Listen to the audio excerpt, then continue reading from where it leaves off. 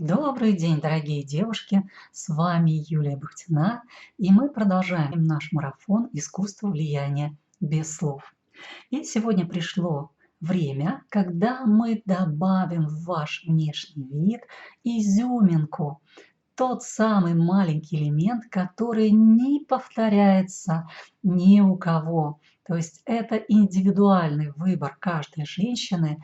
И если одежда или платье, например, или кофта могут повторяться из-за того, что это масс-маркетинг, да, то выбор украшений всегда индивидуален. Это как раз и есть один из элементов вашей изюминки. И есть очень важный момент, чтобы вы понимали, наличие украшений является вот таким комплексным решением внешнего вида женщины. Есть очень часто встречаются женщины красиво одетые, но без украшений. И тогда создается эффект недоодетости. И наша задача сегодня с вами создать конечный образ статусной женщины, рядом с которой хочется быть и которой хочется подражать. Итак, как подбирать украшения к вашему наряду? Эти украшения не должны быть маленькими, и, возможно, они будут крупными. Этот вариант подходит. Смотрите в зависимости от ваших размеров, насколько вы крупная или очень миниатюрная женщина, да, то есть размеры украшений должны соотноситься с вашими размерами. И это могут быть украшения средние или относительно крупные.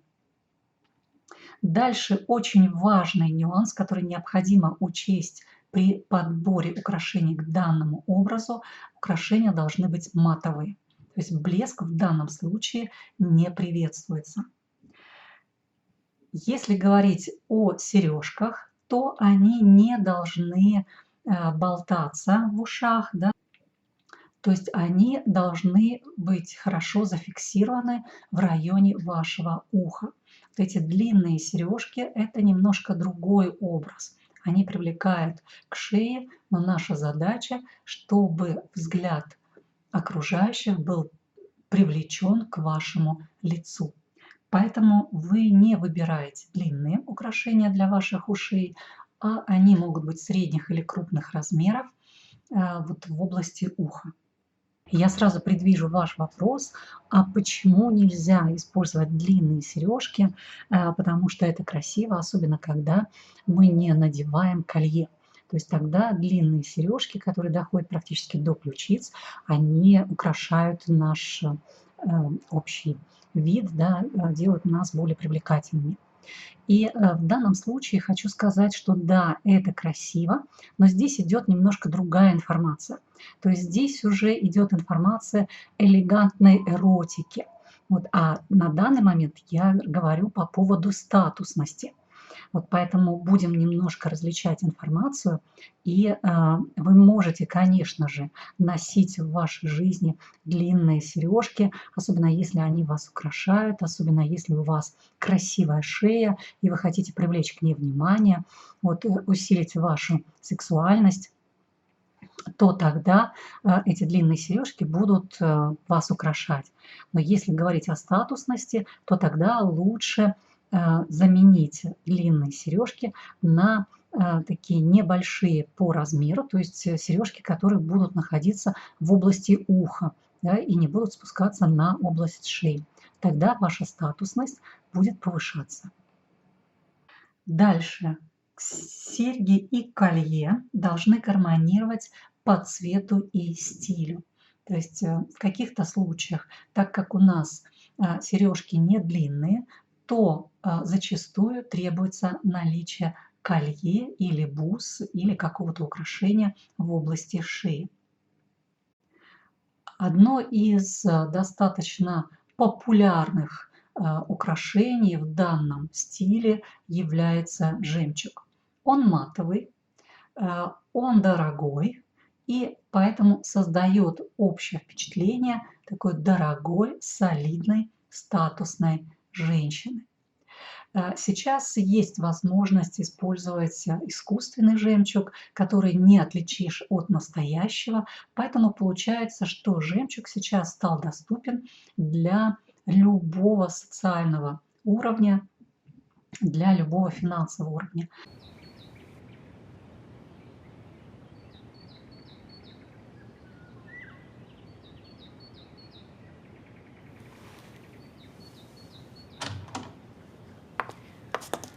Какая приятная неожиданность, миссис Харпер. Я польщена. Сидите, пожалуйста.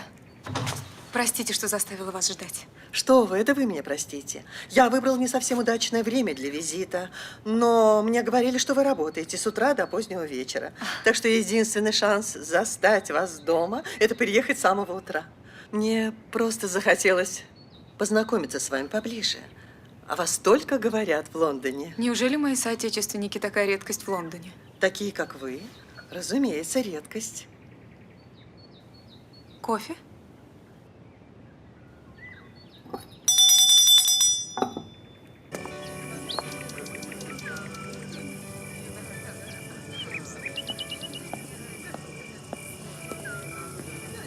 Добрый вечер.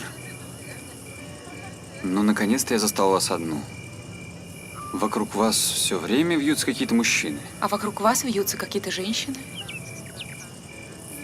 Мне просто не терпится сделать вам подарок. Вы позволите? Вы меня заинтриговали. Я, конечно, отдаю себе отчет в том, что вас очень трудно удивить, но я попытаюсь.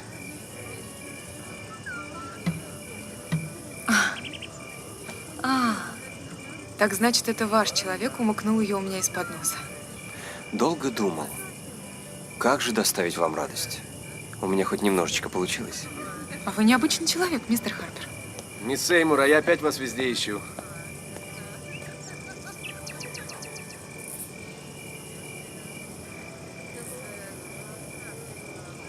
И, видимо, так и не нашел. Благодарю вас. Спасибо. Расскажу вам историю из моей жизни. Был период, когда я увлекалась жемчугом и носила его со всеми нарядами.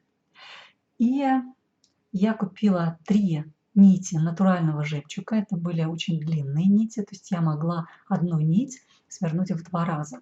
То есть получается из 3 нитей у меня получалось 6 рядов жемчуга. Это был натуральный жемчуг. Я купила его случайно в Италии, и он продавался на пляже и стоил очень дешево. В магазинах такой жемчуг стоил намного дороже. То есть мне в этом плане повезло. И в один прекрасный день я надела эти 3 нити жемчуга в 6 рядов с деловым костюмом и пошла на конференцию. В тот день в Люксембург приезжали министры и замминистры разных областей и промышленности из России. Надо сказать, что это был самый успешный нетворкинг в моей жизни. Один из министров встал из низкого и глубокого дивана, когда я шла в его направлении, чтобы пообщаться со мной и обменяться визитками. Меня на тот момент это очень сильно впечатлило, так как министр был хорош собой. Было видно, что он избалован вниманием женщин, плюс достаточно высокая должность, и я даже немного опешила, когда он поднялся с этого низкого дивана навстречу ко мне. Причину я поняла немного позже, когда один из мужчин спросил меня, не являюсь ли я владелицей ювелирного магазина. Видимо, такое изобилие жемчуга на моей груди производило очень сильное впечатление на мужчин. Плюс на мне была прическа-ракушка и деловой костюм с пиджаком бежевого цвета. Жаль, что у меня нет фотографии того времени, так бы я вам ее показала. Следующий очень важный элемент вашего внешнего вида, который будет повышать вашу статусность, это обувь. Это классические лодочки на каблуке 5-7 сантиметров, максимум 9 сантиметров. То есть 9 сантиметров это уже достаточно высокий каблук. Самый оптимальный вариант это каблук 7 сантиметров. В ноге вот на этой высоте удобно, комфортно И в то же время это достаточно высокий каблук, который будет усиливать вашу женственность. Толщина каблука 1-2 см, не толще 2 см и не тоньше 1 см. И вы наверняка заметили в предыдущем занятии, что на всех фотографиях с платьями-футляр все женщины были обуты в классические лодочки на каблуке. То есть это очень важное сочетание: платье-футляр и классические лодочки на каблуке. Они могут быть любого цвета с какими-нибудь интересными элементами, современными элементами. Единственное, чтобы на обуви не было блеска, или что обувь была блестящей, да, то есть это очень важный момент, соблюдать в образе высокой статусности матовость во всем, и в обуви тоже. Каблуки очень важны, так как на каблуках женщины очень сексуальны. И так как в этом случае вот на уровне физиологии приподнимаются икры, ягодицы, и это привлекает внимание мужчин. Даже если вот ноги или ягодицы прикрыты платьем, это все равно чувствуется. Плюс также, когда мы на каблуках, у нас меняется походка, она становится более легкой и женственной. Поэтому каблуки играют огромную роль в создании женственного образа. Если каблук 7 сантиметров для вас высоковат, то минимальная высота может быть 5 сантиметров.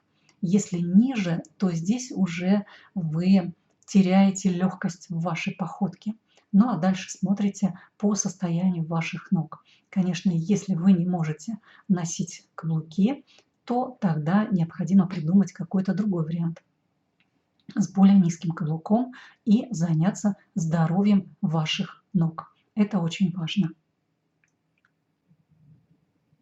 И домашнее задание на сегодня. Пришлите в отчетах ваши селфи, где вы в украшениях и в туфлях. И также поделитесь своими результатами, как реагируют на вас люди и как вы себя ощущаете. До скорой встречи! С вами была Юлия Бахтина.